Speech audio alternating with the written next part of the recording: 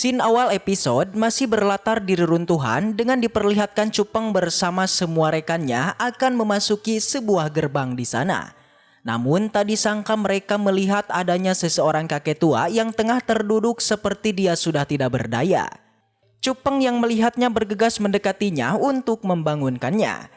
Tapi apa yang terjadi? Ya, tiba-tiba si kakek ini terbangun dan langsung memegang tangannya Cupeng. Seketika seluruh tubuhnya Cupeng itu muncul bercak retakan petir. Pada saat ini semua temannya tidak mengetahui apa yang terjadi pada Cupeng. Si kakek terus saja melihat matanya Cupeng. Sampai akhirnya Cupeng yang akan tak sadarkan diri, akhirnya ia pun kembali sadar setelah Sumai berteriak memanggil namanya. Di saat Cupeng tersadar, begitu pula si kakek terlihat ketakutan hingga menjauh dari Cupeng. Dia seperti ketakutan dan memohon agar Cupeng mau melepaskannya. Dia terus menjauh dari Cupeng sampai akhirnya dia menghilang.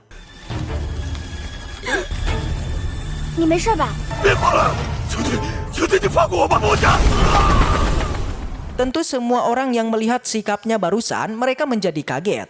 Sumai bertanya apakah Cupeng kenal dengan kakek itu. Yang sudah jelas Cupeng tidaklah mengenalnya. Namun Cupeng mengabaikannya dan kembali melanjutkan perjalanannya. Di sana terlihat adanya seorang master yang juga bertanya-tanya siapakah dia sebenarnya.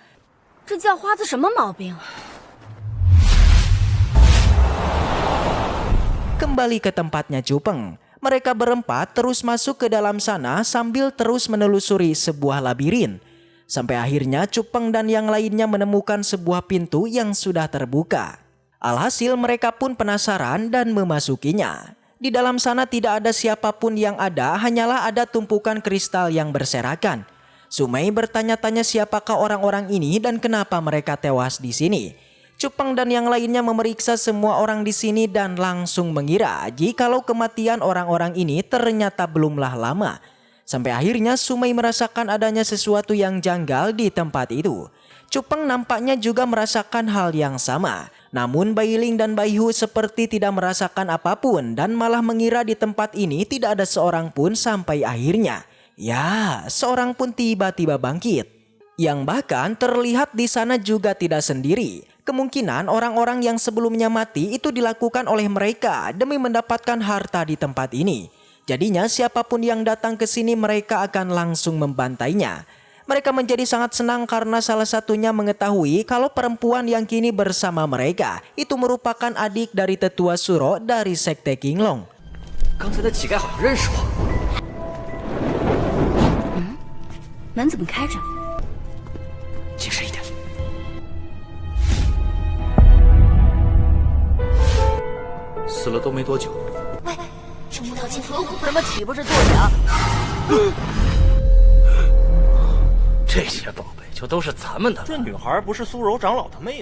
Alhasil mereka pun langsung saja mulai bersiap untuk melakukan pembegalan pada Cupeng dan yang lainnya. Pemuda ini bernama Zhao Jiyuan, dia segera meminta semua rekannya untuk melakukan serangan. Tapi apa yang terjadi? Ya, tiba-tiba Cupeng bergerak dan memukulnya hingga giginya copot. Sontak saja hal itu langsung membuat Zhao Jian menjadi murka dan dengan ini pertarungan pun dilakukan. Tapi pertarungan tidak bertahan lama karena Cupeng seketika murka dikala Zhao Jian ini malah menargetkan Sumai yang dengan satu tebasan saja dia pun terpental.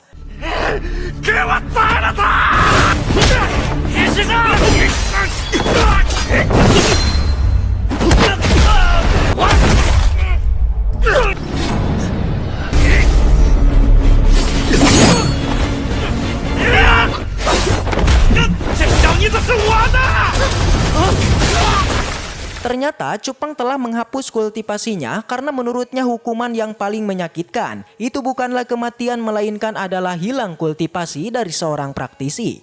Kedua anak buahnya pun menjadi ketar-ketir ketika mereka melihat kekuatan yang ditampilkan Cupeng yang adalah teknik 3 gaya guntur. Cupeng meminta keduanya untuk segera pergi dan membawa bos mereka.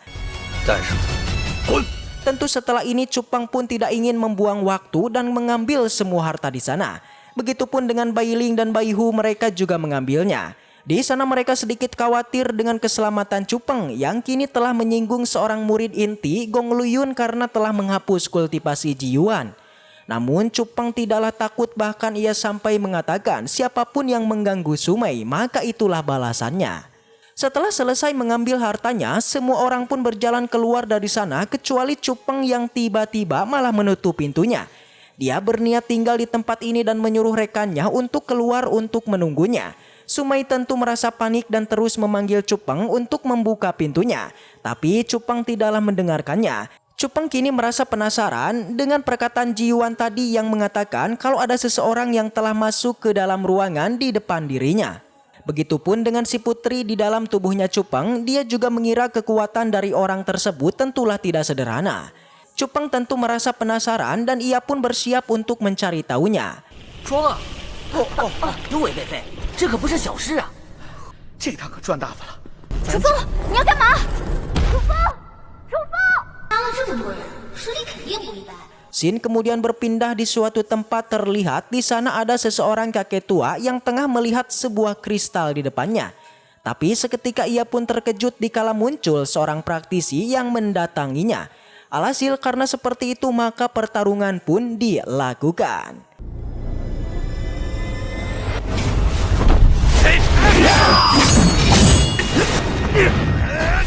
Cupang yang telah sampai akhirnya ia pun melihat pertarungan itu. Dia juga melihat adanya sebuah kristal yang menggantung tepat di tengah-tengah mereka. Menurut si putri, kedua orang ini mereka seorang master yang sudah berada di tingkatan tinggi. Hal itu bisa dilihat keduanya bisa terbang di udara dan juga keduanya memancarkan energi yang menakutkan. Keduanya tentu memperebutkan kristal tersebut. Si kakek bertanya siapakah gerangan dia ini. So, diketahui kakek ini merupakan seorang master sekte Qianpeng. Yang tentu saja Cupang pun langsung beranggapan kalau dialah yang sebelumnya dikatakan oleh Jiwan. Di sana si putri kemudian menyuruh Cupang untuk segera mengambil kristal tersebut dan selagi mereka berdua masih bertarung. Dengan cepat Cupang pun bergerak maju mendekati kristal itu. Sontak keduanya pun menjadi kaget dan bertanya-tanya siapakah gerangan ini. Dengan senang hati Cupang meminta maaf karena dia ingin mengambil kristal ini.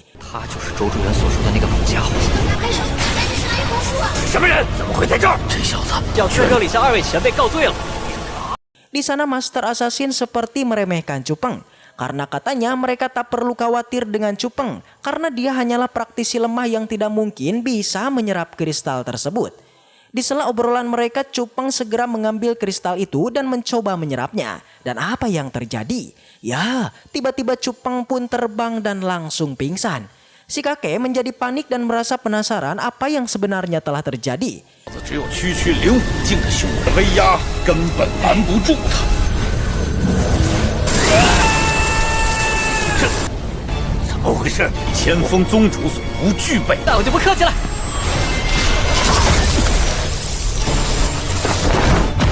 Menurut Master Assassin, fenomena yang barusan mereka lihat itu merupakan efek serangan balik dari kristal itu. Karena memang untuk menyerap kristal itu dibutuhkan kekuatan yang cukup, yang dimana jika kekuatannya lemah maka inilah yang terjadi.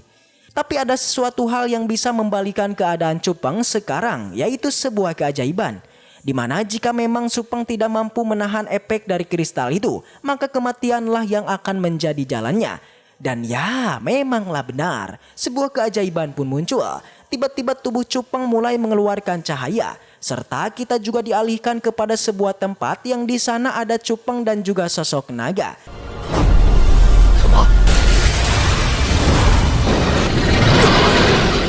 Cupang melihat ada sebuah gerbang yang sangat besar. Cupang berpikir kalau dia sebenarnya telah tewas. Tapi tiba-tiba suara pun muncul yang itu merupakan suara si putri. Cupang terus mencari asal sumber suara itu yang ternyata Cupang menjadi terkejut karena suara yang selalu berbicara dengan dirinya itu memiliki wujud sebenarnya sebuah telur.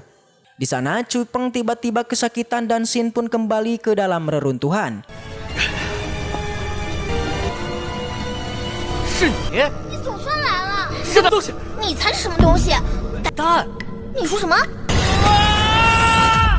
Cupang kemudian tersadar dan si kakek kemudian menjadi tak menyangka ternyata Cupang masih hidup, yaitu setelah menyerap kristal angin tersebut. Si kakek seperti enggan percaya kalau Cupang sebenarnya telah diakui oleh kristal udara. Yang kemungkinan setelah berhasil menyerapnya maka Cupang pastilah mampu untuk mengontrol udara. Di sana pertarungan dari mereka masih dilakukan. Sampai akhirnya keduanya pun berhenti karena kristal udara sebenarnya telah didapatkan oleh Cupeng. Jadinya Master Assassin pun meminta si kakek untuk tidak melanjutkan pertarungannya. Alhasil Master Assassin pun pergi dari tempat itu. 到他得到了玉公子的认可，在这儿了。那我也没必要再跟你耗下去，能给人制造惊喜。 Namun si kakek tidaklah terima, dia malah kembali murka dengan melakukan serangan kepada Cupeng. Si putri juga mengatakan kalau Cupeng juga harus segera pergi karena dia tidak akan mampu mengalahkannya. Dan apa yang terjadi? Tiba-tiba di saat terakhir seketika muncul sosok yang langsung menyerangnya. Dia adalah pengemis tadi yang berada di luar gerbang. Kekuatannya sungguh mengerikan, yakni hanya dengan satu serangan dia pun mampu mengalahkannya. 我来了你！骗我！ Segera Cupang pun pergi dan kabur dari sana. Begitupun dengan Sumei dan yang lainnya. Mereka pun juga langsung pergi, yakni setelah merasakan sebuah getaran di tempat ini. Sumei merasa khawatir dengan keselamatan Cupang. Ia bahkan langsung menangis dan mengira Cupang sudah tewas. Tapi iya, tiba-tiba suara pun muncul dari belakang mereka yang ternyata itu adalah Cupang. Segera Sumei pun menghampirinya dan merasa senang kalau Cupang baik-baik saja. 什么情况？